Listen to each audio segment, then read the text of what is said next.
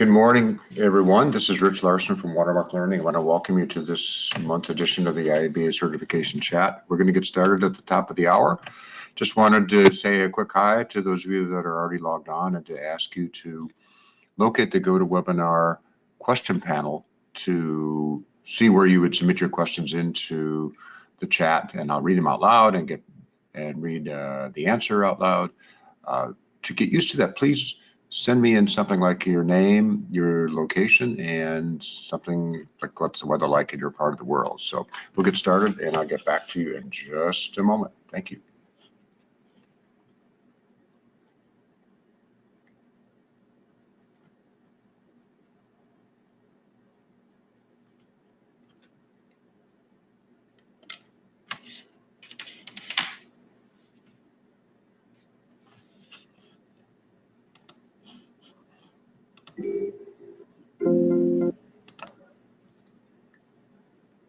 Testing, testing.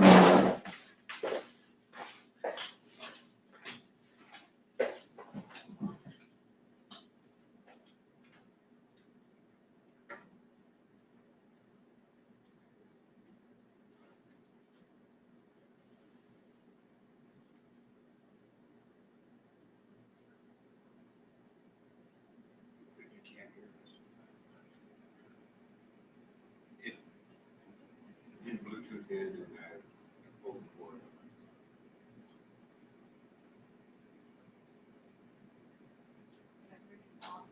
Yeah, I usually kind of.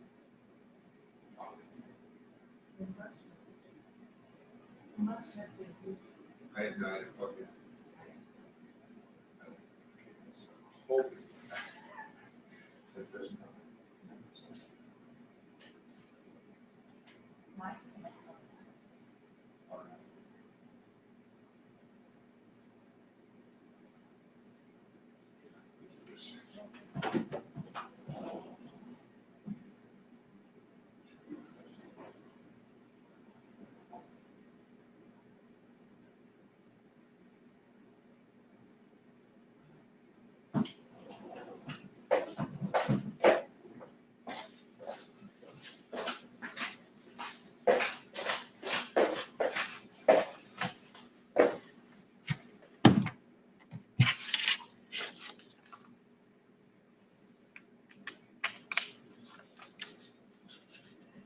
Hey, good morning. This is Rich Larson from Watermark Learning. Welcome to our IIBA certification chat for August. And I'm going to get the recording started in just a minute. So if you have to leave early or for whatever reason, or just want to review today's session, it'll be recorded and we'll provide you a link to that recording. So for those of you who have not had a chance to try it out yet, the GoToWebinar question panel is a means by which we'll run the chats. And if you send in the chat like Kyle did from Seattle, hi Kyle, just try it out and put in something simple like your name and your location and anything else you want to add, just as a way to test out the panel. And if you have questions like Julia is already done. She sent in a question and we're ready to go. So I'm going to get the recording started. I'm going to back up the slide here to the beginning. There we go. I think we're recording now. So this is Rich Larson from Watermark Learning, and welcome to the August edition of our IIBA certification chat. We hold these every month, generally the first Friday of the month at 11 o'clock Central Time US. And we have somebody from Turkey online. It must be later in the day there, so welcome. And these sessions provide you the opportunity to ask about anything IIBA certification related. And IIBA has added 2 new certifications in the last year, so we'll talk briefly about those. I've got some slides here to show you about that. And if you have any questions, please send them on in right now. I'm going to launch a poll. Let's see. What certifications are you interested in? Now, this is limited because the webinar only gives us 5 choices. So I'm going to give you this because this the first 5 that IIBA has offered. So let's see. Poll is in progress and people are voting. So once we get a quorum, I'll close the poll and we'll proceed.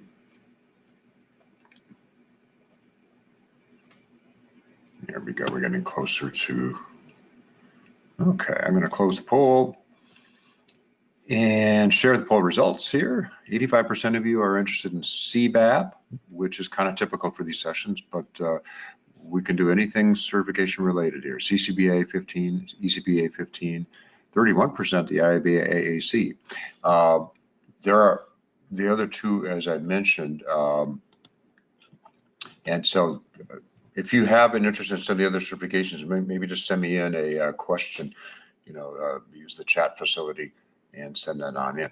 So the first question I'm going to do once I close the poll, once I hide it, there we go. All right.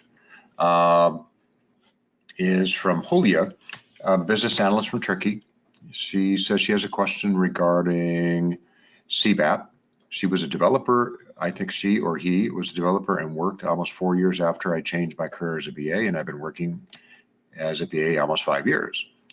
I know we need to provide hours for CBAP. May I count my time as a developer as well? So that's the first part of the question. And the answer is, how much of your time were you spent doing business analysis work? It doesn't matter what your job title is. I know when I was a developer, I spent a good share of my time as an analyst. In fact, one of my titles along the way was programmer analyst. And so the work you do in terms of eliciting or managing, documenting requirements, solution verification, you name it, any of that work counts. So just as a quick reference, the slides that are part of this that we'll provide you copies of, by the way, and you can also get a copy right now if you want the handouts. You go to the handout section of GoToWebinar and download this. The requirements, of course, are 7,500 hours of experience doing business analysis work. And you need to have enough hours to qualify in 4 of the knowledge areas. So your work as a developer, Julia, if it was maybe narrowly focused on one knowledge area, let's say requirements analysis, that's okay, as long as your other work as a business analyst, which you said you've been doing for almost 5 years, covers the other knowledge areas. So you need to have 900 hours in each of the four, or each of 4 out of the 6 core knowledge areas. I hope that makes sense. So next part of the question. I was mostly working in analyst developer role. Does that sound like mine? I'm not sure about that. Could you please give me more clarification? Hopefully I did that. And please send in follow-up questions if the answer I give isn't quite hitting the mark for what you need. Gideon is saying, what's the best strategy to study for the CBAP exams? Let me go through these slides.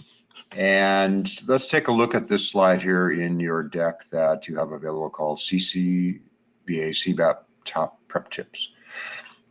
One thing I can suggest to you is that you have to plan at least around 100 hours to study for the exam. That's number one, is to allocate enough time for yourself to get that much studying in. Because I think the BA body of knowledge, the BABAC, is pretty extensive, and I think you need to read it at least once. We always encourage people to supplement our CBAP certification study guide. And I'm putting in a plug for it because it's a good reference. We've developed it, and we think it has helped people to understand the BABAC. Not everybody needs it, so it's not a must, but certainly we suggest that. The whole idea with tip number 2 is you need to absorb the BABAC. So going on to number 3, the way to do that, we think best is to study one chapter at a time, and then supplement that by doing practice questions. And of course, we have an online study exam that you can use for a great way to do drills on, several questions after you read each chapter of the BABAC.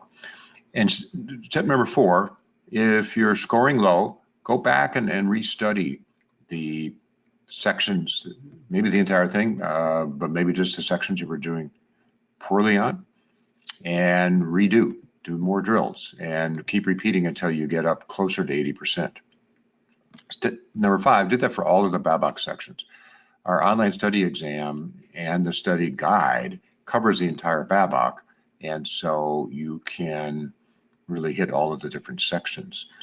And number 6, after you've gone through the study of the different pieces of the BABAC, then it's time to do practice simulations so that you're simulating your experience for the real exam. Because if you do your one chapter at a time approach,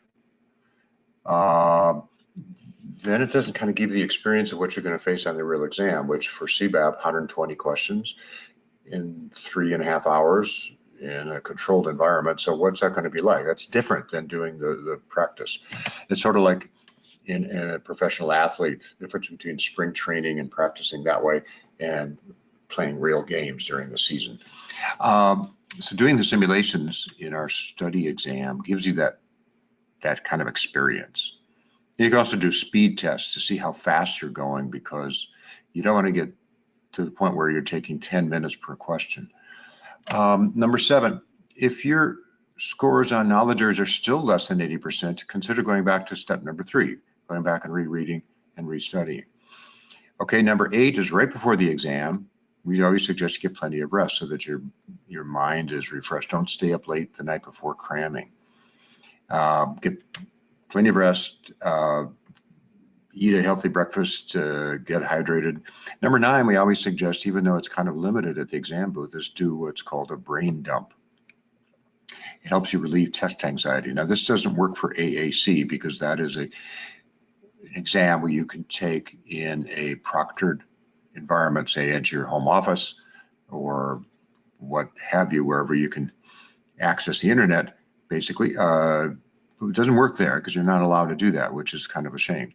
But for CBAP, let's say, you will be given a whiteboard and a marker, and you can write down some key points that you've been memorizing during the exam. Now, not everybody ascribes to this approach, but what I like about it is that it helps you relieve test anxiety, because it helps you kind of be in a positive frame of mind. You're moving forward. You're kind of getting it down on paper what you've done, paper as such as it is. And secondly, you may refer to it during your exam. I know I did. I did brain dumps before my PMP. I did a brain dump before my CBAP, and I think it helped me. Number 10, the last thing I want to suggest is when you get in the exam, skip over difficult questions. I know that sounds weird, but don't answer any question until you feel confident of the answer. It could be the first 10 questions are tough ones you don't want to even answer. Go on, and 11 might be an easy one. So then you're starting from a positive, confident frame of mind. I think exam developers like to front load some hard questions at the beginning to see if they can trip you up.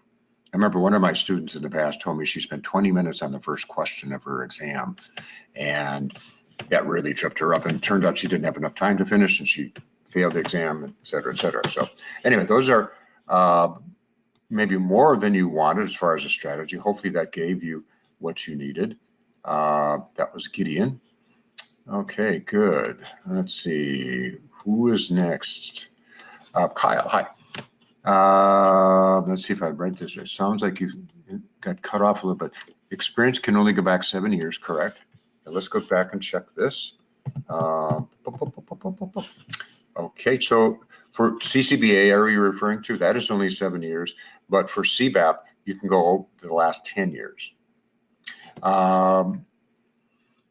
So anything outside those boundaries, yes, cannot be counted, for sure, for sure. And I assume that's your question. Larissa from New Jersey, hello, senior business analyst with 6 years of experience. Number 1, can you skip the lower level search and go straight for the higher level one right away? Yes, and that's what I suggest. If you qualify for the CBAP, I would go right for that. The reason that IIBA created the other certifications is that people who are sitting right now don't have either any experience or just very limited experience would be the ECBA folks. If you have 3,000 hours or so, 3 to 5,000, the CCBA is good for you. And then people closer to that 7,500 hours should go for the CBAP straight off. Number 2, yeah, I recommend that. Number 3, the struggle I'm having is that the memorization for the ECBA test in my actual role, we don't use most of those tools, so I'm struggling to memorize things that I never use in my actual job. I agree, that is a struggle. And you're gonna find that with the CBAP as well. By tool, I assume you mean the techniques. And that's true. There are 50-some techniques in the BABAC that you have to understand, even if you don't use very many of them on the job. And so that is a challenge. And I do think that's useful to learn about them. And maybe you can learn enough that you say, hey, I like that. That would help us on this kind of situation or that kind of situation. So moving on to Kyle. He's talking about PMIs, PMI, PBA counts education towards experience. I have a master's degree. My understanding is that the IIBA does not allow for education degrees to reduce the experience requirement. Is that correct? And that is correct. I kind of wish IIBA did that, but they set up theirs the way they did, so it doesn't matter. In fact, you can apply with a high school education for the CBAP or any of the others, and it won't affect your the application at all. In fact, I sort of took a tactical approach, and I just used my high school education because I figured it'd be easier to get a hold of my high school diploma if I was audited, which I was. And so I just contacted my high school, got a PDF of the diploma and sent that to IIBA. So bear that in mind. If you are audited, you'll have to produce evidence of not only that, your high school or college, but your work experience will be audited by contacts with your supplied contacts, and also your education. So for ECBA, you need 21 hours in the last 4 years, same with CCBA, but for CBAP now, it's 35 hours of BA training in the last 4 years, and they will ask for a certificate of completion. So make sure you save any of those that you've got, or make sure you can contact your training vendor to provide a certificate in case you are audited. Praveen, hello from India. It must be late at, well, 9 o'clock-ish in India. Welcome. Please find my, or maybe later than that even, number 1, the time required for appearing for the CBAP exam. I'm not sure what you mean by the time frame required, 2 or 3 or 4 months. I suggested earlier that you should set aside 100 hours of study, and that might take you, if you're really devoted, you get that done in a month, but most people would probably be closer to 6 months for that amount of time to fit into your schedule. So there's no time limit. The only time limit that I know of is when you get your application approved, you have 1 year from that date to sit for your exam. So there is that limitation as well.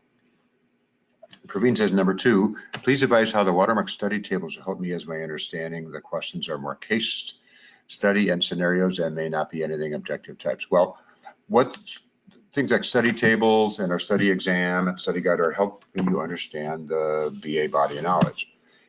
That's the entire basis of the exams. And as a result, they will help you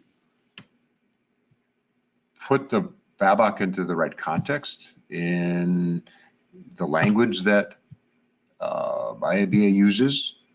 You can look at some of the relationships in the study tables between the knowledge areas and tasks and techniques and so forth. So while it's true that many of the questions are case study, I don't think they're exclusively that. You might get a third case study, a third scenario, and then maybe the rest would be straight knowledge based, or as you say, objective types.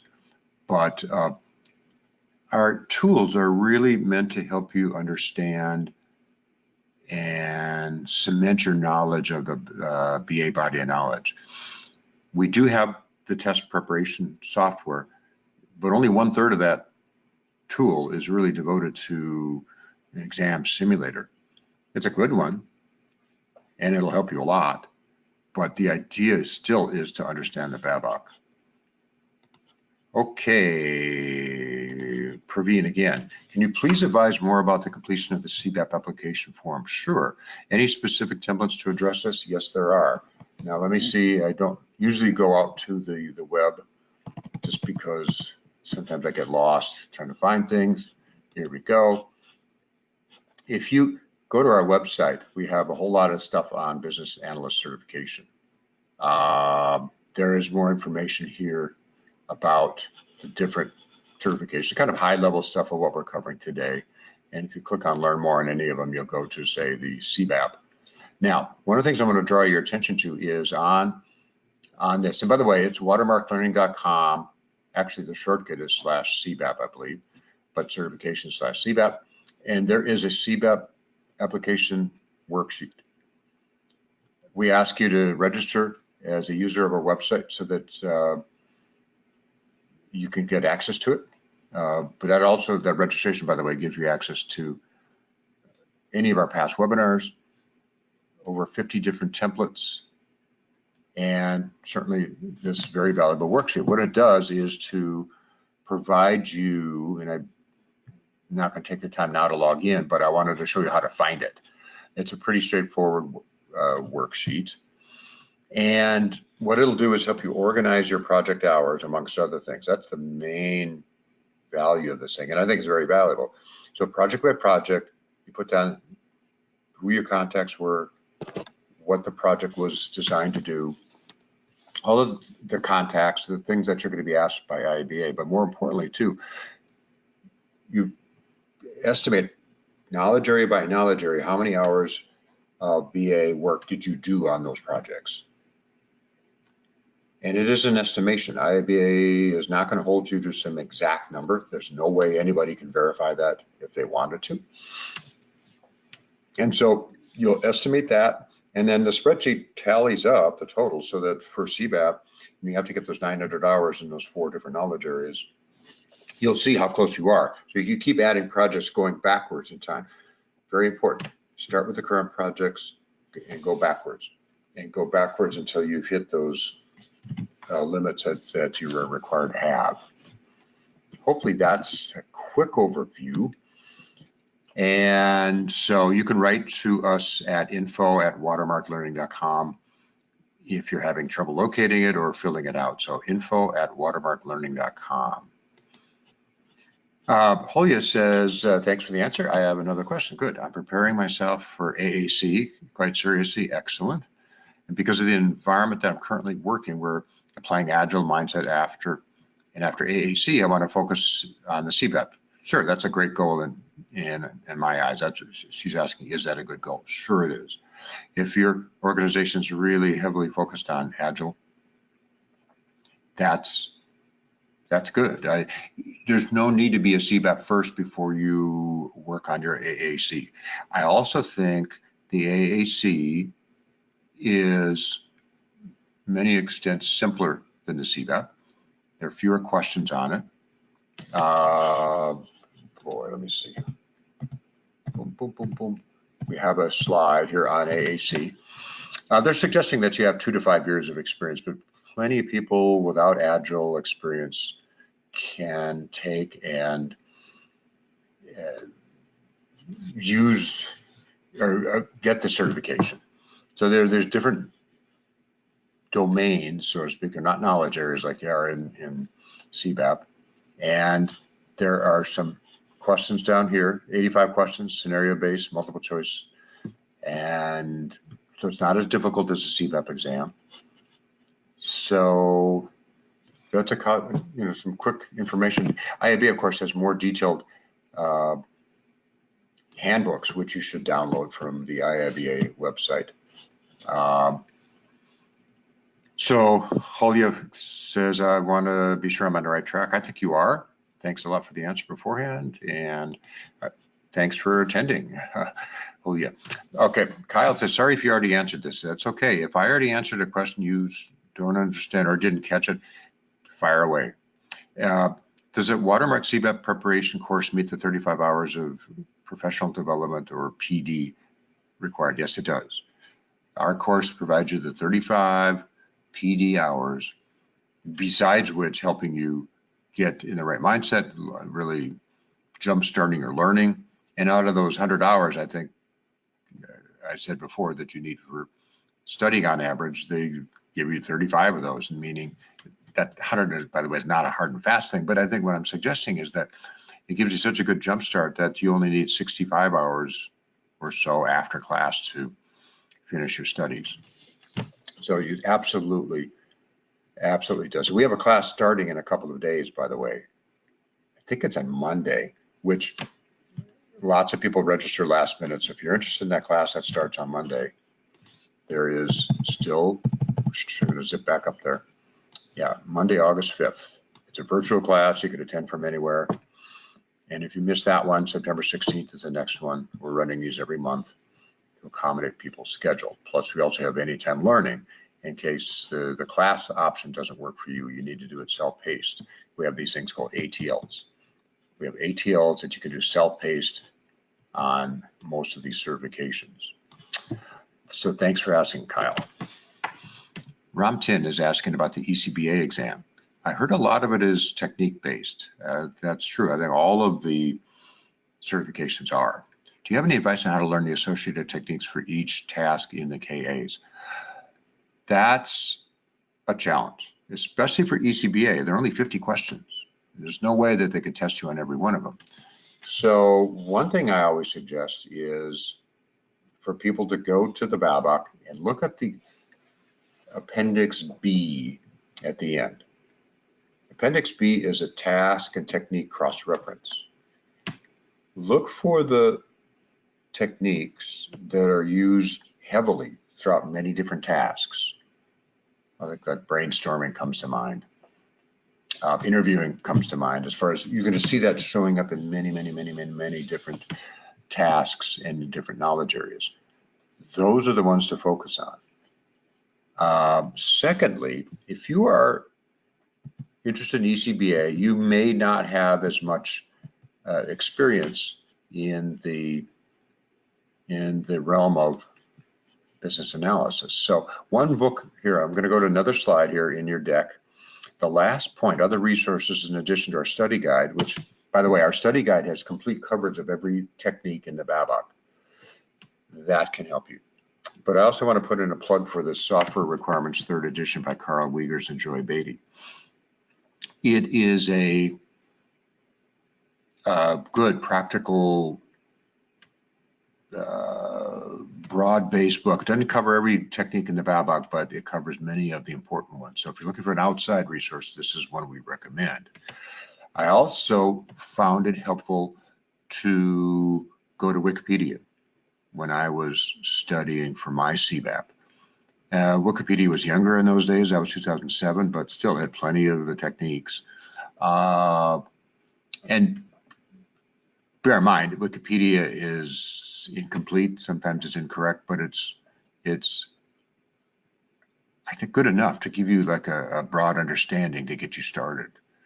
So those are a couple quick tips on that, Ramtin, as far as how you might tackle the techniques. And bear in mind, again, they can't test you on every one, and that's why you want to focus on the techniques that are used most heavily. And maybe another approach, if all else fails, is to focus on the techniques that you're least familiar with. And I say this for two reasons. One, if you're familiar with, say, process modeling, you probably could answer correctly a question about it. But number two, you would also experience the most learning if you study those techniques that you're least familiar with. And I do think, and I know, I mean, I don't just think it, I really firmly believe that getting a certification is a fabulous learning opportunity. It really focuses us on these standards that have been vetted by organizations around the world. And while not all the, if you ask me, I wouldn't include all the techniques they've included. There's some that I think, what's that one doing? But people have used it somewhere. People have found that to be useful in some avenue. So who am I to say it's a useless technique? So it forces us to learn about these things that we might otherwise kind of never experience. And so therefore we would never get the opportunity, like I think I answered earlier to someone, that maybe you would use this to solve a problem that you've been experiencing. It'd be a great way maybe to corral your stakeholders better and get them engaged by using collaborative games, for instance, or whatever. I'm not sure. Okay, next question. Urvasi is asking, I'm writing my CBAP exam. Good luck. How much the exam is made up of financial formulas, I'm hearing you say. We've heard tell that there are calculations you need to perform in the CBAP exam, but that doesn't mean you have to calculate net present value, thank goodness. We include some of the basic formulas in our study guide. We do that because the BABAC includes them. And I think it's worthwhile to know how these formulas work, but I don't think you're going to be given the means to actually calculate. I think there's an online calculator you can use, which is good, because they don't want you bringing in your own because it might, have some way to cheat. So they provide the online calculator to do the calculations, but it's more calculations in terms of, if we can do 10 use cases a week and we have 3 weeks to do the project, how many use cases can we get done? Well, that kind of thing. I'm oversimplifying, of course, but it's more like basic math rather than heavy-duty financial calculations. So therein lies a challenge. I think you need to study those techniques that are in the BABAC, but you will not have to calculate complex things like return on investment or any of those other ones that are in there. Solomon says, can I get a sample of the application letter? I'm not sure. Could you follow? I'm not sure what you meant with the application letter. Sample of the application itself? Right up on my experience profile. You mean a sample of filling out the application worksheet? To my knowledge, nobody's provided that to us because it's proprietary. I'm not sure, but again, Solomon, what I urge you to do is you could write to info@watermarklearning.com and ask for some assistance in filling it out. That, I guess, is my best answer to you. I'm thinking. I'm going to launch another poll while we're waiting for more questions to come in, based on how far along are you? Because the question just previous to that, the person saying they're writing their CBAP application gave me that thought that how far along are you into the process?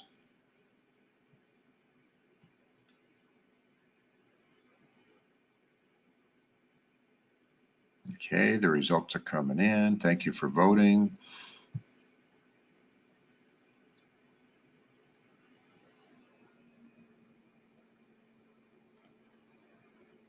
I'm getting about 70%. Maybe I should close the poll now because it's not moved. Okay, so I'm going to share the results. And 40% just looking in and 35% in process of applying. So about 75% of you are in the early stages. A couple are, maybe one person each application done or studying hard, and a couple of you are having exams coming up soon. I'm curious, those of you whose exams are coming up soon, okay, Urvasi, hi, on August 8th, that's it, it is soon. I'm curious, how many hours would you estimate you've studied? I'm just curious. And Urvasi, what tools have you used to help you? Ramtin, 200 hours, excellent. See, that's not unheard of to spend that much time. I think I want to set people's expectations as far as how much. This is not something you could read a book and then go pass the exam the next day. Or take a 2-day class and take an exam and expect to pass. 150 hours, Urvasi is saying. Excellent, I think that's good. So for those of you that are with your exam coming up soon, what tools have you, what methods have you used to study in order to get to this point where you're going to take your exam next week or whenever? I'm just kind of curious from exam questions. That's great. That's, I think, a must to get yourself in that frame of mind. The online exam. That's good. Thank you for using that. We hope it's been helpful. I can't pronounce Amanyaru. Sorry about mispronouncing. Can't say, but I've read the BABAC twice. That's good. Currently studying the Watermark question bank. That's good too. Just bear in mind with our question bank, we're not trying to duplicate what's on the exam. We're trying to give you a sense of the kind of questions. Ramtin says, read the BABAC, did drill exam and simulation from Watermark, great. Flashcards to learn inputs and outputs, guidelines and tools, good, good, good. Flashcards are helpful. Urvasi, you did CBAP preparation in South Africa, great, great. Did you go to FTI for that, Urvasi? I'm just curious. This is good. So yeah, FTI, good. So classes are helpful. They're not essential. Not everybody has the time or the money for a class.